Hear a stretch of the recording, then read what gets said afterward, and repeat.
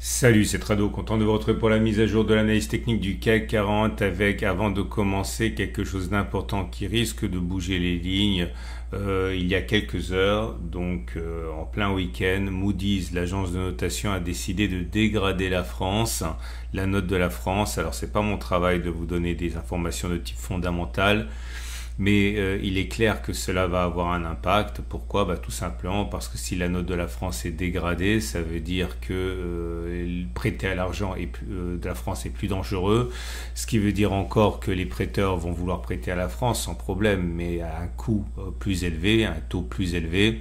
Et donc ça va renforcer les difficultés dans un contexte de ralentissement économique et de dette déjà très importante. Bref, ça va jouer sur les difficultés françaises. Maintenant, ça sera aussi l'opportunité de voir comment les marchés vont réagir à cette nouvelle. Parce que soit ils voient le verre à moitié plein, les marchés, et qu'ils voient que finalement on a un nouveau gouvernement, etc.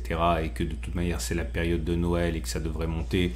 Et dans ce cas, si on ne baisse pas trop l'indice, ça serait annonciateur d'une belle fin d'année. Soit les marchés en profitent pour relâcher, pour lâcher leurs gains et pour plonger, et ça laisse augurer quand même une fin d'année difficile. En tout cas, ça va être intéressant à suivre, mais il n'est pas évident encore une fois que les marchés baissent, même si la nouvelle est mauvaise.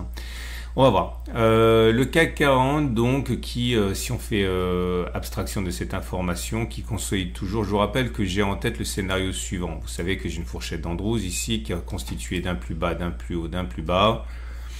La médiane, la demi-droite du milieu, est ralliée quasiment 80% du temps. Donc j'envisage que, puisqu'on l'a pas touché, qu'on va baisser, mais que l'on va remonter. Pourquoi pas d'ailleurs aller faire de cette annonce sur la notation le prétexte pour aller chercher. J'avais expliqué, je peux pas répéter tout, sinon ça va faire des vidéos trop longues, mais j'avais expliqué qu'il était commerçant d'aller chercher la M20. J'avais dit que quand on consolide après un setup Tradobull, on avait le setup Tradobull ici, j'avais dit il était plausible qu'on aille chercher la M7, il serait commerçant d'aller chercher la M20. On allait chercher la M7, mais on n'est pas allé chercher la M20.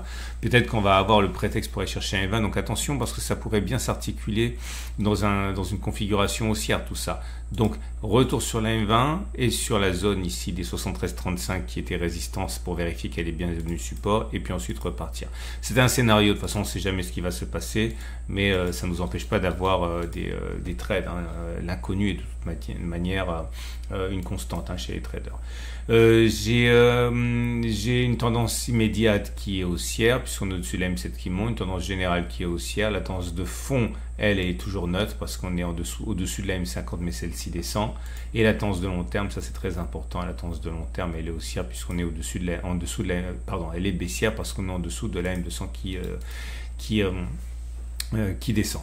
Je vais vous parler un petit peu de structure parce que c'est toujours important. Pour l'instant, la structure n'a pas changé, elle est neutre, et ça aussi, ça a son importance parce que on était, rappelez-vous, j'en ai parlé beaucoup en son temps, dans une structure qui était baissière, et le fait qu'on soit passé au-dessus, qu'on ait cassé la résistance, nous amène dans une situation d'indécision, puisqu'on a des creux qui sont descendants et des pics qui sont ascendants. Pour être en tendance haussière, il faudrait maintenant descendre, mais surtout remonter et inscrire un plus haut par rapport à ça, ce qui nous mettrait dans une situation de pic ascendant et de creux ascendant, donc tendance haussière comme l'est pour l'instant le SP500 qui est absolument époustouflant, avec une année qui est très positive. Le Nasdaq qui lui non plus ne s'en laisse pas compter, qui est en tendance haussière avec une structure qui est haussière, marquée là aussi par des pics qui sont ascendants et des creux qui sont ascendants aussi. Et notre ami outre-Rhin, le DAX, qui également est dans une structure qui est haussière. C'est vraiment le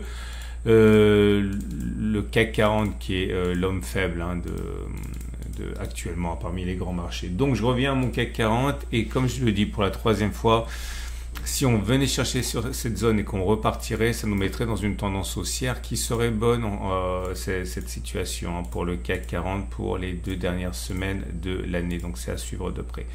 Comme c'est la fin de semaine et c'est même le début de la semaine suivante, j'aimerais tester avec vous quelque chose qui m'a fait plaisir. Enfin, j'ai des joies simples en tant que backtester, mais c'est en données hebdomadaires, quelque chose qui fonctionne pas trop mal, avec un signal qui est basé sur un indicateur qui généralement est assez méprisé. J'en profite puisque je l'ai sous les yeux, vous voyez, en en données hebdomadaires, la structure est toujours haussière. Elle le sera tant qu'on n'aura pas cassé ce niveau-là en clôture. Bref, je vous amène du côté du stochastique. Encore une fois, indicateur très souvent regardé de haut à tort, parce que quand on sait l'utiliser, ça donne des choses très bien. Et justement, j'aimerais vous montrer comment moi j'utilise le stochastique. Bon, c'est pas très, on va dire, conventionnel. Vous avez le droit de dire non, c'est pas comme ça qu'on l'utilise. Je n'en prendrai pas ombrage, hein, mais c'est comme ça que moi j'en tire les meilleurs résultats. Et voilà ce que c'est. Ah, j'en profite. J'ai commis une vidéo, la toute dernière, qui est sur les supports, comment détecter les supports et les résistances les plus solides, celles qui ont le plus de chances de tenir. J'aimerais vraiment que vous me fassiez le plaisir, si vous ne savez pas tracer vos supports et vos résistances, de le regarder, parce que je vous ai vraiment livré une astuce qui pourrait vous aider énormément. Donc c'est la vidéo de vendredi sur le traçage des supports et des résistances. Je vous livre une astuce qui m'a accompagné des années et des années. Je reviens à mes moutons stochastiques. Donc j'aimerais qu'on fasse, qu'on backteste la chose suivante.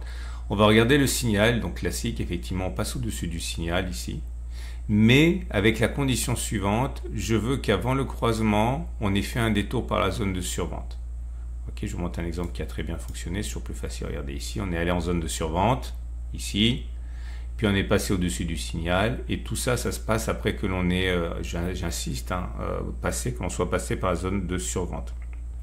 Une fois que c'est fait, on va faire comme d'habitude trois choses. On va regarder si on arrive, on met un stop de protection sous les plus bas de la survente, ici, moins 4,14, et on a fait 16,80. Alors pourquoi j'ai mis 3 pouces verts?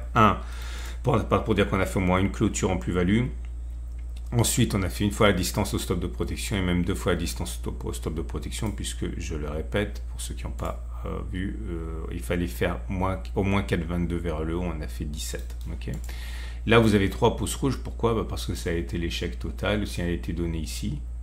On n'a pas réussi à clôturer avant d'aller toucher le stop de protection. On n'a pas fait une fois à distance, ni 2 fois à distance stop de protection. On est venu déclencher le stop de protection directement.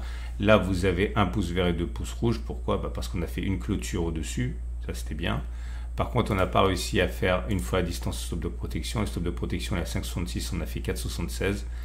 Mais en fait, je dis n'importe quoi, c'est pas un échec puisqu'on n'a pas déclenché le stop de protection. Donc là, en fait, c'est ça, ok, parce que le trade il est toujours courant, il est en train de courir, on ne sait pas ce que ça va donner.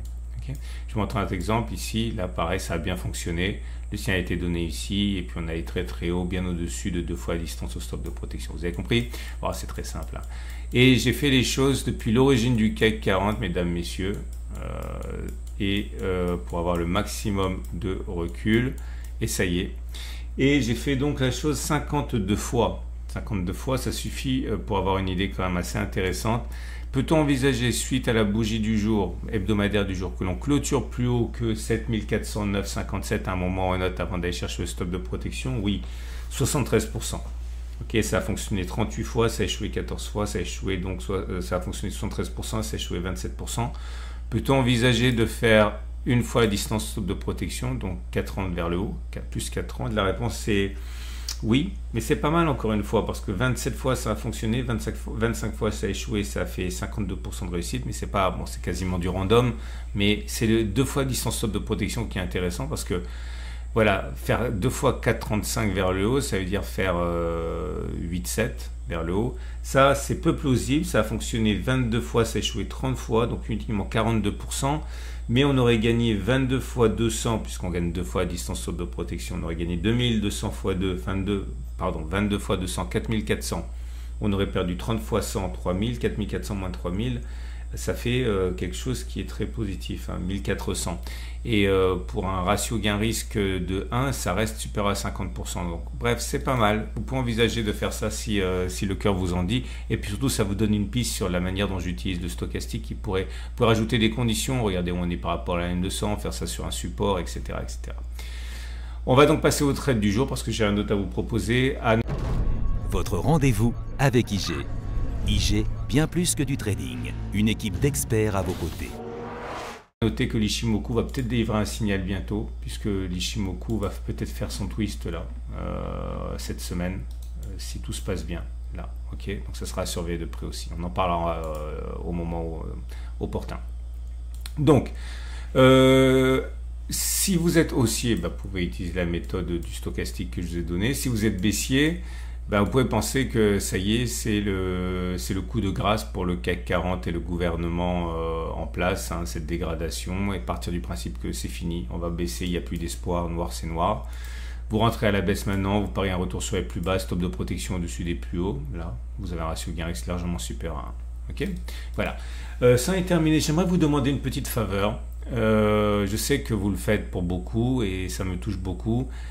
Si vous pouviez mettre un like, ça m'arrangerait. Pourquoi ça m'arrangerait? Parce que voilà, même si j'ai de très nombreux fidèles, vous qui me suivez depuis des années, il est vrai que mes vidéos sont relativement peu vues par rapport à certaines vidéos qui n'apportent pas grand chose, voire qui sont dangereuses. Et même si je suis ravi de l'audience et de l'honneur que vous me faites avec des milliers de vues sur les formats entre 1000 et 5000 vues, hein. Le format CAC 40 est un format intermédiaire pour moi, hein, c'est vu 1500, entre 1500 et 2000 fois. Eh bien, si vous pensez que ce travail mérite d'être connu, eh bien, likez-le. Et si vous le likez, eh bien, c'est proposé davantage par YouTube aux gens qui cherchent des vidéos de trading. Non seulement c'est bon pour moi, parce que ça me donne de la visibilité et ça donne de la visibilité à mon travail, mais c'est une sorte de bonne action que vous faites par rapport aux traders qui cherchent des sources, on va dire, un peu plus fiables que les autres. Et puis surtout, ça coupe l'herbe sous les pieds des influenceurs qui sont, disons-le, nocifs, okay, qui disent n'importe quoi, qui vous emmènent sur des voies de traverse qui mènent nulle part. Bref, si vous pouviez avoir cette gymnastique quotidienne que de liker en même temps que vous regardez la vidéo, ça me ferait un plaisir immense. Voilà. Excellente journée, plein de vidéos qui vous attendent dans la chaîne YouTube et sur le site. Et puis, ah oui, dernière chose, les Turbo 24 vont arrêter de coter jusqu'à la fin de l'année. Parce que moi c'est le format que je propose en préparation de la semaine de trading. Il va y avoir des améliorations qui vont être apportées pour le début d'année 2025. Donc on ne peut plus prendre de position sur les Turbo 24 jusqu'à la fin de l'année. Il faut purger les ordres, etc. pour mettre en place un service amélioré. Donc ne soyez pas surpris, je vous préviens. Vous pouvez sortir de position, d'après ce que j'ai compris, encore, hein, heureusement, mais vous ne pouvez plus rentrer en position sur la Turbo 24. Excellente journée, à demain pour la mise à jour.